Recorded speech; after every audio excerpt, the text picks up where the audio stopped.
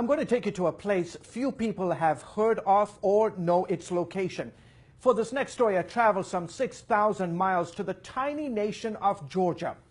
No, we're not talking about the state in the U.S., but an ancient land where culture, tradition, and faith in Jesus Christ run deep.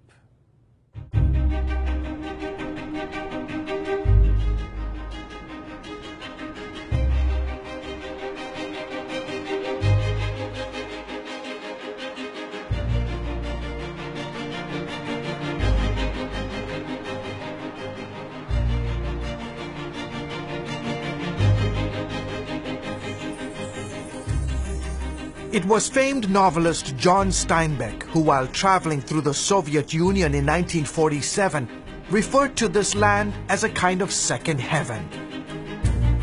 And it's easy to see why. Once part of the Communist Empire and often called the Riviera of the Soviet Union, the Republic of Georgia nestles between the Caucasus Mountains and the Black Sea. Turkey and Armenia flank its southern border. Azerbaijan is to the east, Russia to the north. Levan Vazadze is a Georgian businessman. I come from a very ancient, perhaps one of the most ancient cultures in the world. An ancient place where people speak a language that's over 2,000 years old. Ethnographer Luarsab Togonitse says his is a country that has also witnessed its fair share of turmoil. Georgians go through a lot. Because of the geographical location, many armies, invaders would pass this way. History here is measured in millennia, not centuries. And throughout the ages, your country has been the playground for numerous empires. The Ottomans, the Persians, the Greeks, the Byzantine Empire, the Romans, the Mongols, the Russians. In the capital city of Tbilisi, the ancient and modern mix seamlessly to create a beautiful portrait of Georgia's rich culture and traditions. One of the best ways to take in the sights and sounds of Tbilisi is to take one of these trolleys up the mountain.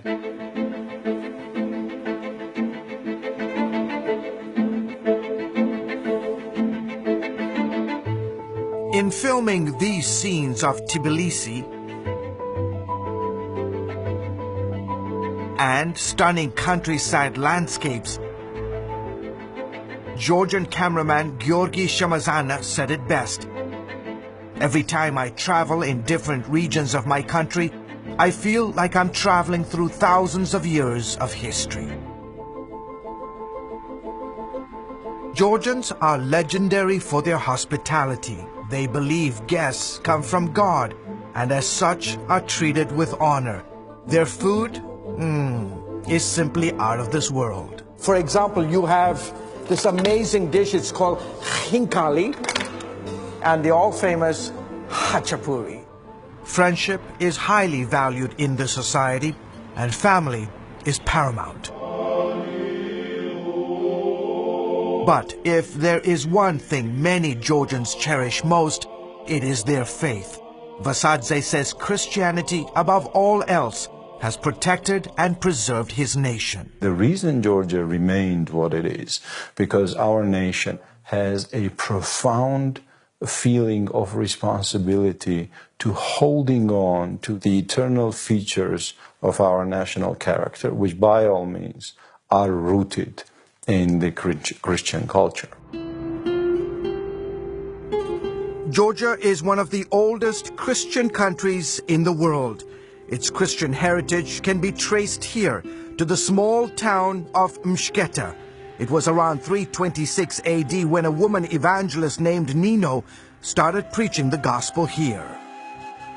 And where these two rivers meet, two main rivers of Georgia, there was a big baptism. And it's considered to be second Jerusalem for Georgians. It's a holy place. Christianity spread to the rest of the country and in about 10 years became the state religion. 5 crosses symbolizing Christianity's influence adorn the Georgian national flag. Dating back to the 4th century, the church has played a significant role in the society. In fact, about 80% of Georgians say they belong to the Orthodox Church. Georgians have always had to defend their faith, even to the last drop of blood. Iona Gamrakeli is a prominent leader in the Georgian Orthodox Church. He says over the centuries, many Christians became martyrs for refusing to renounce their faith. In 1226 alone, Muslim invaders beheaded more than 100,000 Georgian Christians. There have been numerous attempts by invading armies to force us to give up our faith, but we never back down. Ellen Kavlelashvili is curator at Georgia's National Museum. She has in her collection priceless manuscripts, rare Bibles, and other historical artifacts documenting Georgia's Christian heritage. Today, the role of Christianity is even more significant as we face new challenges.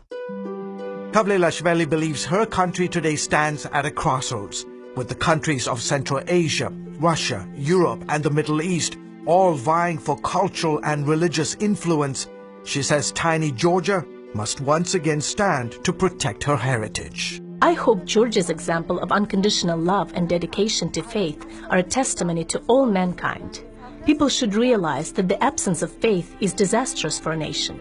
Christianity is how we survived in the past, and it's how we will survive in the future. George Thomas, CBN News in Tbilisi, the Republic of Georgia.